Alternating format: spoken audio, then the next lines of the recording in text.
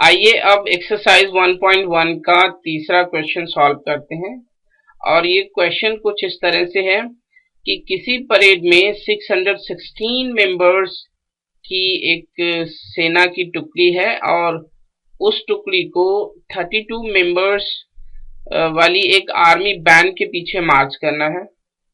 And दोनों groups को समान संख्या वाले स्तंभों यानी two groups are to march in the same number of columns. और हमें ये पता करना है कि उन स्तंभों की अधिकतम संख्या क्या है, यानी what is the maximum number of columns in which they can march, जिसमें वो मार्च कर सकते हैं। यानी हमें ये जो 616 और 32 गिवन है, हमें इनका HCF फाइंड करना है।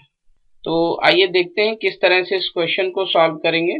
सबसे पहले हम लिखेंगे सेना की टुकड़ी में सदस्यों की संख्या 616, आर्मी बैंड में सदस्यों की संख्या 32।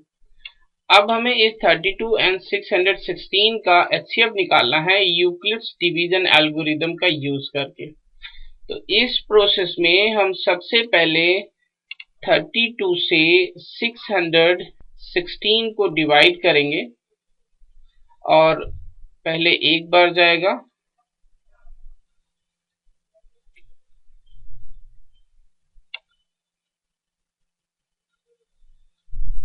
और अब हम ये जो 6 है उसको यहाँ पर ब्रॉट डाउन करेंगे और अब 9 बार जाएगा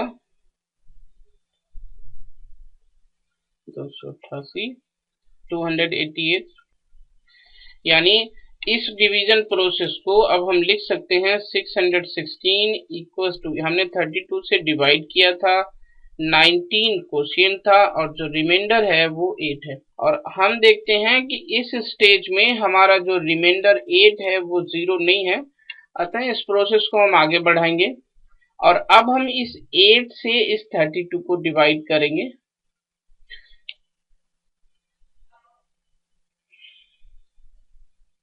फोर टाइम्स, और अब जो रिमाइंडर है वो 0। यानी इस डिवीजन प्रोसेस को यूक्लिड डिवीजन लेमा का यूज करके हम इस तरह से लिखेंगे, 32 को 8 से डिवाइड किया था 4 और रिमाइंडर जो है वो 0 बचा। अतः यूक्लिड्स डिवीजन एल्गोरिदम द्वारा हम कह सकते हैं कि जो HCF है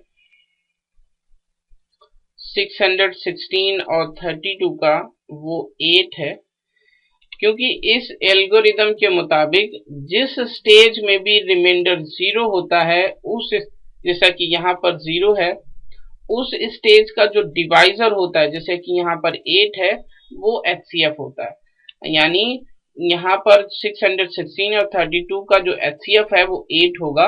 अतः हम कह सकते हैं, अतः स्तंभों की अधिकतम संख्या जो है वो 8 है। This is the solution. Thank you.